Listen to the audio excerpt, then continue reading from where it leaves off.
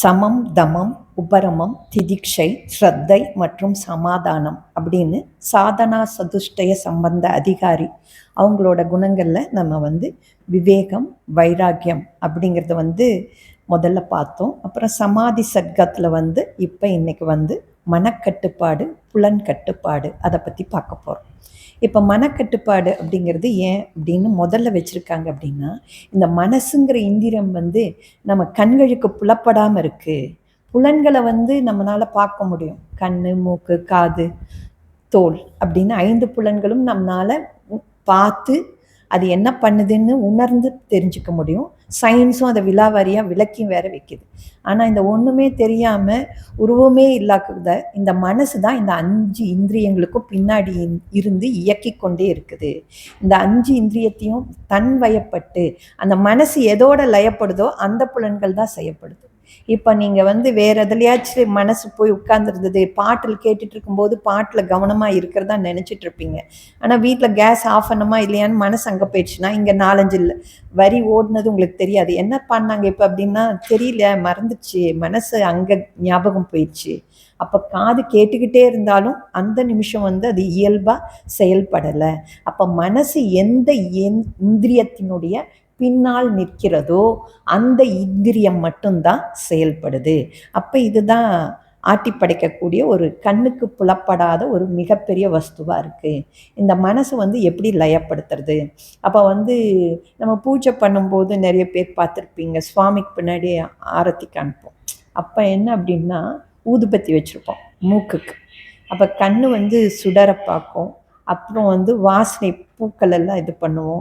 அந்த 5 புலன்களையும் அங்கே செயல்படுத்துவோம். அதுவும் இல்லாமல் கர்மேந்திரியம்னு சொல்லக்கூடிய அந்த கை, 2 கையில், ஒரு கையில் மணி அடிப்போம். அப்படி சப்தம் கேட்கும் காதுக்கு. அப்போ ஒவ்வொரு புலன்களும் அங்கே என்கேஜ்ட் ஆகும். அப்புறம் மனசு பின்னாடி ஸ்லோகம் சொல்லணும். அந்த மனசு லயப்படுத்தணுங்கிறதுக்காக இந்த 5 புலன்களையும் அங்கே நிலைநிறுத்தி மனசு வாயை திறந்து ஸ்லோகம் சொல்லுது. மனசு ரிதமாக இருந்தால் தான் அந்த ஸ்லோகம் மனப்பாடமாக கடகடன்னு சொல்லுவோம், இல்லாட்டி புக்கை பார்த்து பார்த்து சொல்லிகிட்டு இருக்கோம். அப்போது இந்த மனதை வயப்படுத்துவதற்கு ஒரு சின்ன ப்ராக்டிஸ் தான் அந்த மாதிரி பூஜை. நம்மளுக்கு எடுத்ததையும் சின்ன குழந்தைங்களுக்கு உடனே இந்த தத்துவத்தை சொல்கிறதில்லை. அப்போ ஒவ்வொரு இதாக புலனாக வயப்படுத்தி மனசுக்கு வர்றாங்க. இந்த மனக்கட்டுப்பாட்டை நான் இன்னைக்கு டாப்பிக்காக எடுத்துருக்கிறதுனால சமம், தமம் அப்படின்னு சொல்லி வேதாந்தத்தில் சொல்கிறாங்க. சமம் என்றால் என்ன அப்படின்னா மனக்கட்டுப்பாடு. அதுக்கு குறள் வேணும். மனத்துக்கண் மாசிலன் ஆதல் அனைத்து அரண் ஆகுல நீர பிற அப்படின்னு சொல்கிறாங்க. தன்னோட மனசுக்கிட்ட எந்த குற்றமும் இல்லாமல் ஒருவன் இருந்தால் அதை விட சிறந்த அறம் எதுவுமே இல்லை. பாக்கி அறங்கள் எல்லாம் ஆரவாரத்தன்மை உடையவை அப்படின்னு சொல்லி திருவள்ளுவர் சொல்கிறாரு. அடுத்தது சமம் என்றால் மன உணர்வுகளை பக்குவப்படுத்துவது என்று பொருள். அந்த மனசை எப்படி கட்டுப்படுத்தணும் அப்படின்னு சொல்லும்போது பார்த்தீங்கன்னா விவேகம் நம்ம பார்த்தோம். ஃபஸ்ட்டு விவேகம் எது நிலைச்சிருக்குது. அந்த நிலைச்சி இருக்கிறது உலகத்தில் ஒன்று தான். ஆனால் அது தெரியறதில்ல. அந்த தெரியாததுனால நம்ம பார்க்குறது எல்லாம் நிலைச்சிருக்கிறதுன்னு நினச்சிடுறோம். அந்த இதில் நிறைவாக இருக்கக்கூடியது, நிலைச்சி இருக்கக்கூடியது, 3 காலத்திலும் அழியாத தன்மை உடையது, நிரந்தரமான அறிவு ரூபமானது, ஆனந்த ரூபமாக இருக்கக்கூடிய ஆத்மா மட்டும்தான் நிலைச்சிருக்குது. பாக்கியெல்லாம் அனாத்மான்னு தள்ளிடணும். அந்த விவேகம் வந்தவங்க. அப்புறம் 2வது வைராக்கியம்.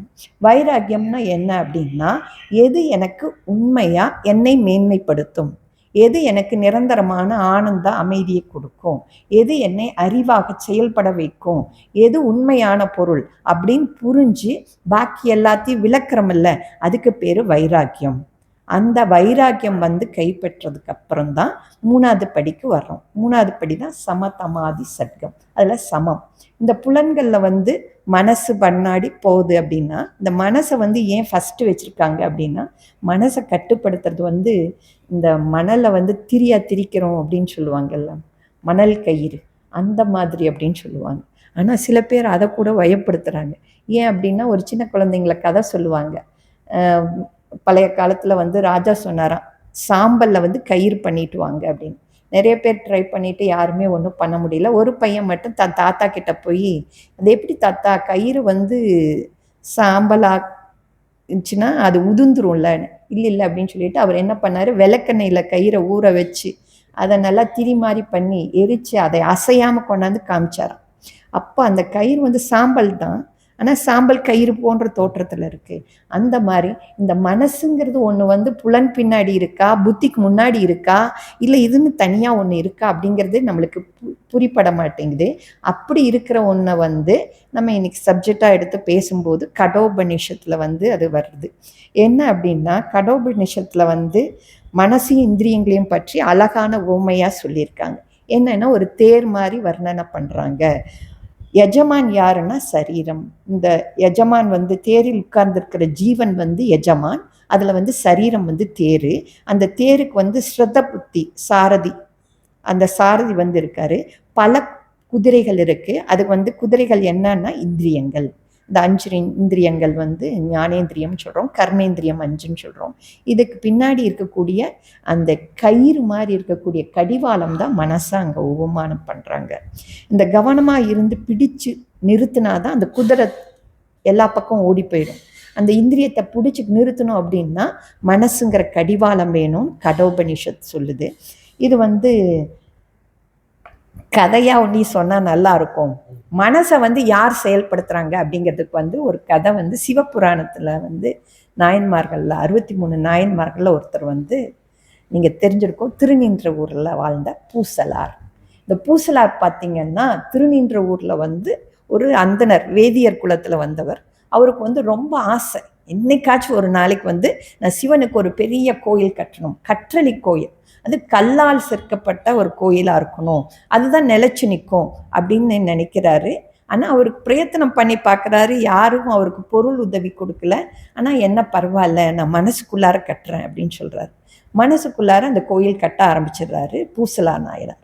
ஆனால் அங்கே வந்து ராஜசிம்ம பல்லவன் அப்படின்னு சொல்கிறக்கூடிய அரசர் வந்து கைலாசநாதர் கோயில் கட்டுறார்.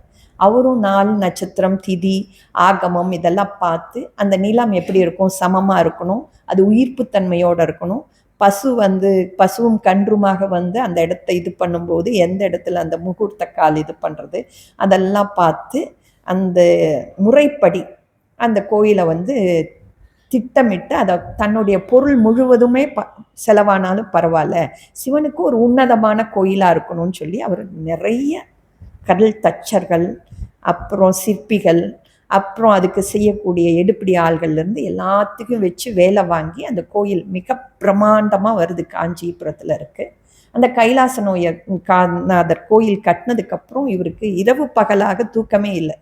அந்த கோயில் எப்படி வரணும்னு அந்த ராஜாவோட ஆசை, அன்பு, அதனால அவர் வந்து கோயிலை வந்து இன்ச்சின்ச்சாக ரசித்து பார்த்து செய்கிறார். இது இப்படி தான் இருக்கணும், இப்படி முழுமையான ஒரு வடிவமாக இருக்கணும், இது நுணுக்கமான கலை நுணுக்கத்தோடு இருக்கணும், இங்கு வரக்கூடிய பக்தர்கள் எல்லாம் சிவனுக்கு இவ்வளோ பெரிய ஆலயமா அப்படின்னு சொல்லி பிரம்மாண்டமாக பிரமிச்சு பார்க்கணும் அப்படின்னு சொல்லி ஒவ்வொரு நுணுக்கமாக பார்த்து அந்த கோயிலை வந்து நிர்மாணம் பண்ணிகிட்டே இருக்கார். அதனால இரவு பகலாக கண் துஞ்சாமல் அந்த வேலை செஞ்சுக்கிட்டே இருக்காரு. அந்த கோயில் நிறைவு நிலையை அடையுது. அப்போ வந்து கும்பாபிஷேகத்துக்கு நாள் குறிக்கிறாங்க.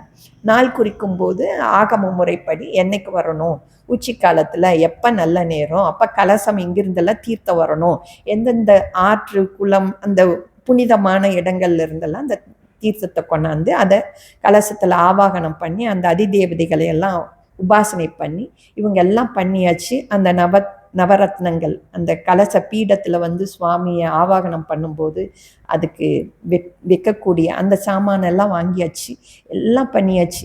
அப்போ வந்து அவர் தூங்குறார். காலையில் உதய நேரத்தில் எந்திரிக்கணுங்கிறதுனால கொஞ்சம் நேரம் படுத்து ஓய்வு எடுக்கலான்னு அவர் அந்த கோயிலுக்கு முன்னாடி இருக்கக்கூடிய சமமான இடத்துல படுத்து தூங்குறாரு. அப்போ வந்து சிவன் கனவுல வந்து சொல்கிறார், இன்னும் இல்லை, நான் இன்னைக்கு வச்சிருக்கிற தேதியில் நான் இங்கே எழுந்துட முடியாது. ஏன் எழுந்துட முடியாதுன்னு கேட்கவே இல்லை அவர். நான் இன்னைக்கு வர முடியாதுப்பா, இன்னொரு நாள் தள்ளி வச்சுக்கோ. நான் இன்னொரு எங்கே போகிறேன்னா இன்னைக்கு வந்து நான் பூசலார் நாயனார் கட்டின கோயிலுக்கு எழுந்தருள போகிறேன். சிவன் வந்து அங்கெங்கனாது எங்கும் நீக்கமர நிறைந்தது, அப்படி அன்பின் வடிவம் அப்படின்னு சொல்லக்கூடிய அந்த சிவன் வந்து இங்கே வரல, நான் அங்கே போகிறேன்னு சொன்னதையும் இவருக்கு எழுந்துடுறார் தூக்கத்துலேருந்து. அப்போ அந்த கோயில் எவ்வளவு சிறப்பாக இருக்கணும். நம்ம இவ்வளோ கட்டணும், ராஜாங்கிற அதிகாரத்தில் கட்டிட்டோமா, இல்லை நம்ம பண்ண முறைகளில் ஏதாச்சும் தவறு பண்ணிட்டோமா அப்படின்னு எல்லாம் எந்த இதுவும் பண்ணாமல் குதிரை எடுத்தார், நேராக திருநின்ற ஊருக்கு கிளம்பிட்டார். காஞ்சிபுரத்துலேருந்து திருநின்ற ஊருக்கு போகிறாரு. திருநின்ற ஊரில் போய் பார்த்தா அங்கே எந்த கோயிலுமே இல்லை, எந்த கும்பாபிஷேகமும் நடக்கலை. மக்கள் எல்லாம் அவங்கவுங்களோட வேலையை பார்த்துட்டு இயல்பாக இருக்காங்க. அப்போ இவர் போய் கேட்குறார், எங்க இங்கே கோயில் ஏதாச்சும் இருக்கான்னு. இல்லைங்க ராஜா அப்படின்னு. அப்போது இவருக்கு அப்போ தான் ஞாபகம் வருது பூசலார் அப்படின்னு. பூசலாரோட வீடு எங்கேன்னு போய் பார்க்கும்போது அவர் ஒரு மரத்தடியில் டெய்லி போய் ஒரு பூஜை இது பண்ணுற மாதிரி, அவரும் இதே மாதிரி தான் ஆகம முறைப்படி கரெக்டாக சமப்படுத்தப்பட்ட நிலத்தில் எப்போ அந்த கால் நடக்கணும், பாலக்கால் எப்படி போடணும், அந்த கம்பு எப்படி இருக்கணும், அதுக்கு எத்தனை நவரத்னம் போடணும், எவ்வளோ தானியங்கள் போடணும், முளைக்கட்டிய தானியங்கள் எல்லாம் ஏன் உயிர் போட கொண்டாந்து வைக்கிறாங்க, அதெல்லாம் பார்த்து பார்த்து மனசால் செய்கிறார்.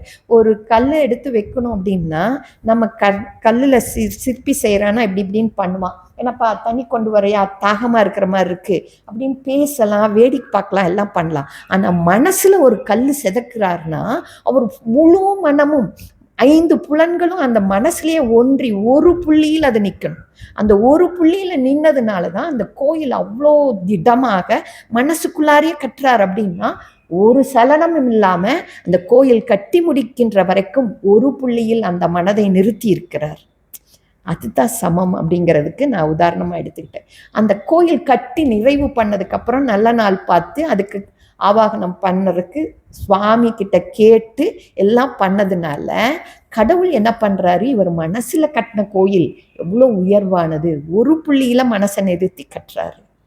அதுக்கு தான் முக்கியத்துவம் கொடுக்கணும்னு சொல்லி மன்னன் கட்டிய கோயிலுக்கு பிரதானம் கொடுக்காம பூசலார் நாயனார் கட்டிய கோயிலுக்கு மணக்கோயிலுக்கு எழுதர்லார். அப்போ அந்த பல்லவ மன்னன் சொல்கிறாரு, நான் என் கோயிலை இன்னொரு நாளுக்கு கும்பாபிஷேகம் வச்சுக்கிறேன், நீங்கள் இன்னைக்கு ஹிருதயால் ஈஸ்வரர்னு இப்போவும் இருக்குது, நீங்கள் போனீங்கன்னா திருநின்ற ஊரில் அந்த கோயிலில் இருக்கிற ஈஸ்வரனுக்கு பேர் ஹிருதயால் ஈஸ்வரர், ஹிருதயத்தில் எழுந்தறிந்திய ஈஸ்வரன் அப்படின்னு. அந்த ஹிருதயால் ஈஸ்வரர் கோயில் மறுபடியும் அந்த கோயில் கட்டி அங்கே கும்பாபிஷேகம் பண்ணதுக்கப்புறம் தான் இந்த கைலாசநாதர் கோயில் கட்டினதா கும்பாபிஷேகம் நடந்ததா இன்றும் கதை சொல்லப்படுகிறது. அங்கே இன்னமும் திருநின்ற ஊரில் இருக்கிற ஈஸ்வரனுக்கு பேர் ஹிருதயால் ஈஸ்வரர். பூசலார் நாயனார் தன் அன்பில் இணைந்து மனதை ஒருமைப்படுத்தி அந்த ஒற்றை புள்ளியில் மனதை நிறுத்தி அந்த காலம் முழுவதும் அந்த இறைவனுக்காகவே அப்படின்னு சொல்லி ஒவ்வொரு கல்லும் செதுக்கும் போதும் அந்த மனசு தடுமாறாம எங்கே அங்கங்கே அலைப்பாயாம நிலைச்ச இடத்துல நிற்கணும். அப்படின்னா எவ்வளோ திட சங்கல்பம் இருக்கணும், எவ்வளோ ஒரு ஆற்றல் இருக்கணும். ஒன்றுமே இல்லாத ஒரு ஆட்டை பிடிச்சிட்டு வானா கூட கயிறு கட்டி தான் இழுத்துட்டு வரோம், அது ஒரு பக்கம் புல்லு கடிச்சதுன்னா ஓடி போகுது. அப்போ இந்த 5 புலனையும் கட்டி இழுத்துட்டு அந்த மனசை ஒருநிலைப்படுத்தி நின்றதுனால தான் இன்ற பூசலார் நாயரை உயர்வாக சொல்கிறோம். ஏன் பூசலார் நாயனார் ஹிருதயத்தில் கோயில் கட்டினார். அதனால இந்த சமம் புத்தியை மனசை ஒருநிலைப்படுத்தக்கூடிய ஆற்றல் யாருக்கு இருக்கு அப்படிங்கன்னா இந்த விவேகிக்கு இருக்கு. விவேகம் இருக்கிறவங்க யாரு அப்படின்னா ஞானமுடையவங்க. அந்த ஞானம் எங்கிருந்து கிடைக்குதுன்னா பூர்ண ஆனந்தத்திலேருந்து கிடைக்குது. அந்த ஆனந்தத்தை பெறணும் அப்படின்னா நீங்க சமம் அப்படிங்கிற ஒரு முதல் குணம் இங்க வைக்கிறாங்க. வேதாந்தத்துக்கு வர்றவங்களுக்கு இந்த சமம் அப்படிங்கிறது முதலா வருது.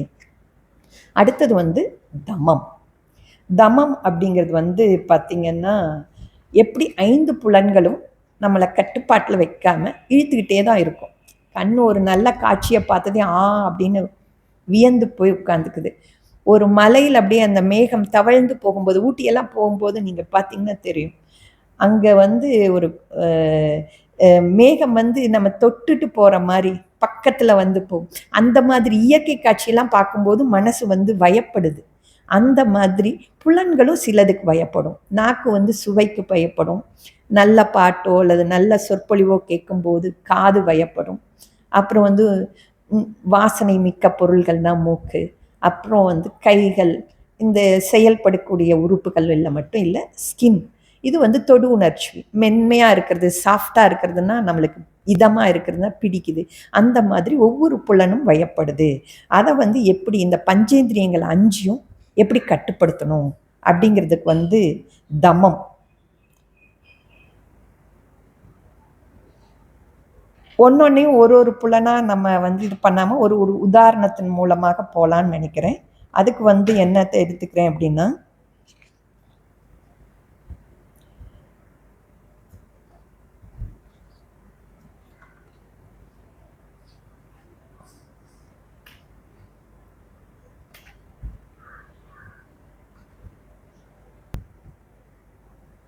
காதால் கேட்கும் சப்தம் அப்படிங்கிறது வந்து ஃபர்ஸ்ட் எடுத்துக்கிறேன். இந்த சப்தம் வந்து பார்த்தீங்கன்னா இனிமையா இருக்குது அப்படின்னா நம்மளை வந்து மனசால இது பண்ணாலும் நல்ல சொல்லு அப்படின்னு சொல்லுவாங்க. தங்கம், பவுனும், செல்லம் அப்படின்னு கூப்பிடுவாங்க. அந்த மனசுல வந்து அந்த ஹிதம், அன்பு, அந்த சொல் கேட்டதுக்கப்புறம் அவங்க தட்டுறதே இல்லை, உடனே செஞ்சுருவாங்க அந்த வேலையை. அதே நீங்கள் அதட்டி கூப்பிட்டீங்கன்னா அந்த வேலையை செய்ய மாட்டாங்க. அப்போது ஒரு சொல் உங்களை உயர்த்த செய்யுது. அந்த இனிமையான சொல்லுக்கு வந்து மானுக்கு அழிவை கொடுக்குது. இந்த மான் வந்து சப்தம் வந்து இனிமையாக இருந்தது அப்படின்னா நகராதான், அப்படியே அசையாமல் அந்த இடத்துலயே நின்றும். சிவன் கையில் பார்த்தீங்கன்னா அந்த மான் வச்சிருப்பார். அந்த மாதிரி இதுக்கு வேணு கானம் அப்படின்னு ஒரு கானம் இருக்குது. அந்த வேணு கானம் கேட்குறப்ப இந்த மான் வந்து அசையாமல் அந்த இடத்துலையே நின்றும். அது வந்து ஸ்ருதி சுத்தமாக வாசிக்கிறவங்க. அந்த வாசிக்கும் போது இந்த மான் அசையவதே இல்லை, அந்த கானத்தில் மயங்கி தன் வயத்தை இழந்து அங்கேயே நின்றுது. அப்போ ஈஸியாக அந்த மானை பிடிச்சிட்டு போயிடுவாங்க. இது வந்து செவிக்கு. அடுத்தது வந்து சர்மம், தோல். இந்த தோல் சுகம் வந்து அதிகமாக நினைக்கிறோம். அப்போ வந்து இந்த ஸ்பரிசம் அப்படிங்கிறதுக்கு வந்து யானை வந்து அதிகமாக இஷ்டப்படுமா. ஏன்னா அது சரீரம் பெருசாக இருக்கிறதுனால அதை சீக்கிரம் பிடிக்கவும் முடியாது. அதனால அதை பிடிக்கணும் அப்படின்னா பெண் யானையை கொண்டாந்து முன்னாடி கட்டிடுவாங்க. இந்த யானைக்கு வந்து அதை பார்த்து அதை மேலே உரசி கொண்டு நிற்கணும் அப்படிங்கிறதுக்காக இது போகும்போது இதை வந்து கட்டுப்படுத்தி பிடித்து விடுறாங்க. அப்போ ஒரு புலனும் உங்களை வந்து உங்களோட சுதந்திரத்திலிருந்து உங்களை வந்து கைதி மாதிரி ஆக்குது. கைதி மட்டும் ஆக்குறது இல்லை, உங்களை அழிச்சிருது. அப்போ அழிவு எங்கே இருக்குது அப்படின்னா, மரணம் என்பது எந்த தருவாயில் இருக்கிறது என்றால் உங்கள் சுயத்தை இழக்கின்ற தருவாயில் மரணம் அமைகிறது. அந்த மரணம் எங்கே வருது அப்படிங்கிற போது இந்த யானையோட உதாரணம் சொல்கிறாங்க.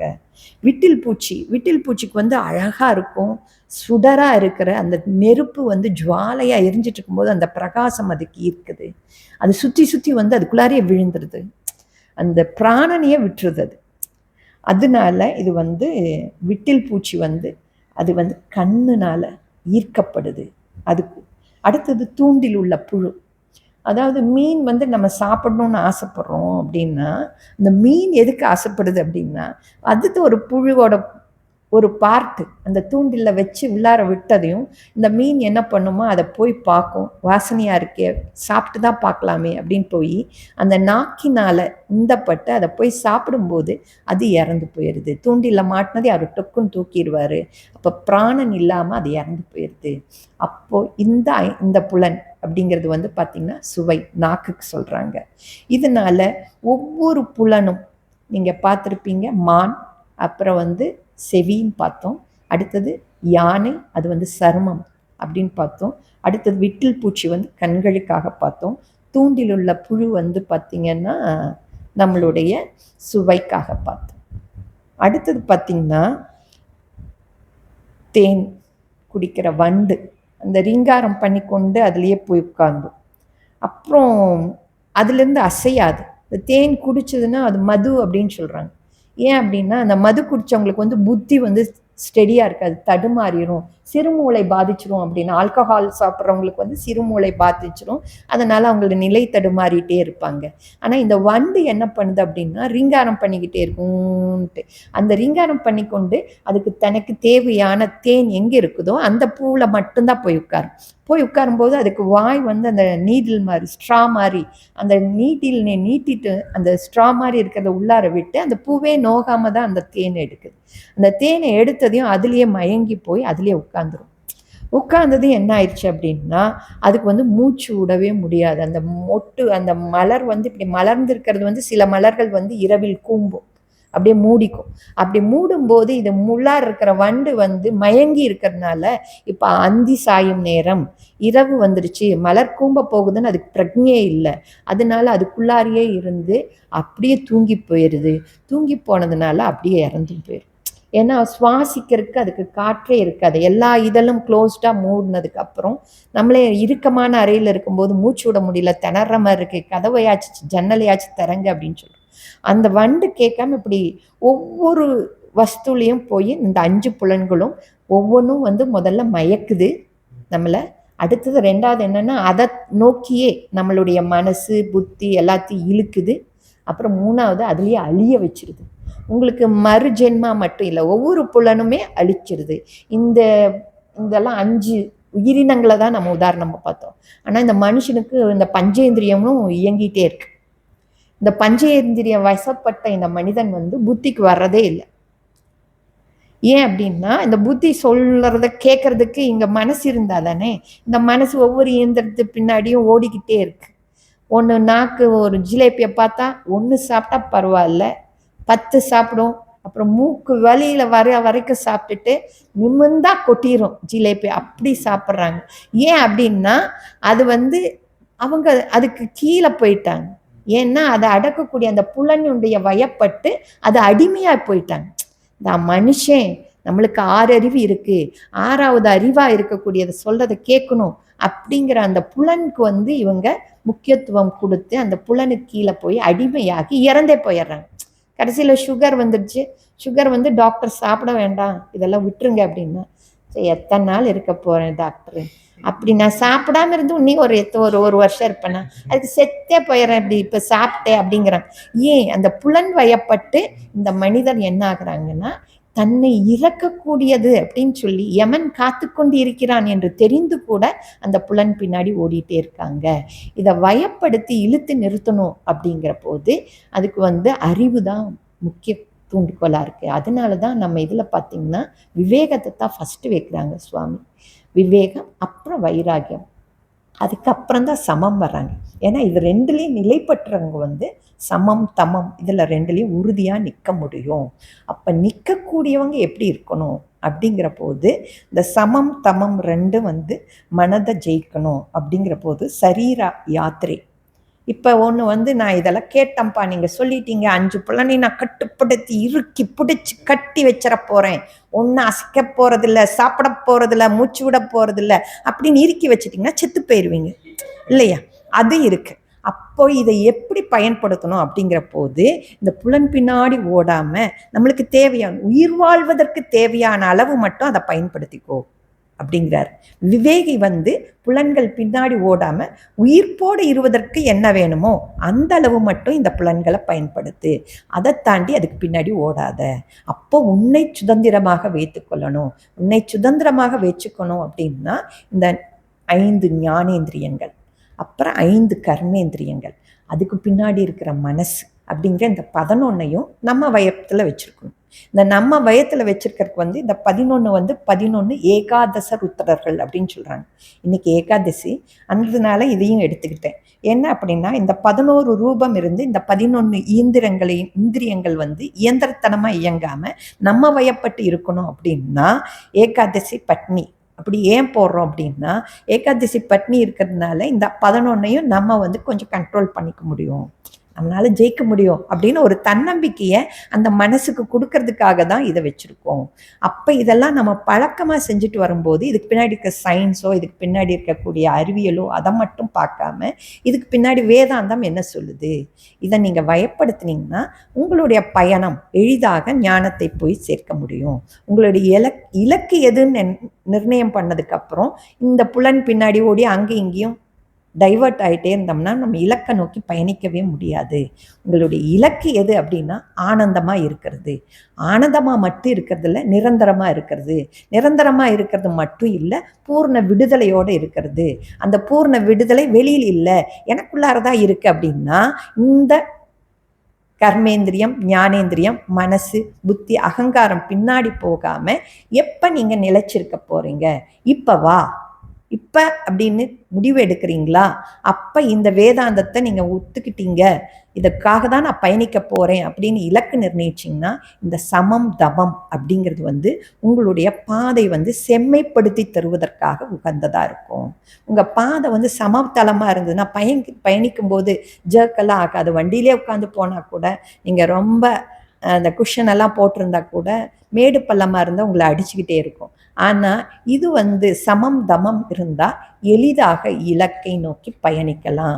அந்த பயணித்தல் மட்டும் இல்லை, இலக்கை அடைதலுக்கு வந்து உறுதுணையாக இருக்கிறது இந்த சமம் தமம். இந்த சமம் தமம் வந்து நிலைச்சு நின்று நம்மளுடைய இலக்கை நோக்கி பயணிக்கிறக்கூடிய ஒரு கைகாட்டி மரம் தான். அதை பிடிச்சிட்டே நீங்கள் நிற்கக்கூடாது, அதை தாண்டி போகணும் அப்படிங்கிறது தான் நம்மளுடைய இலக்கு. நன்றி. ஓம்.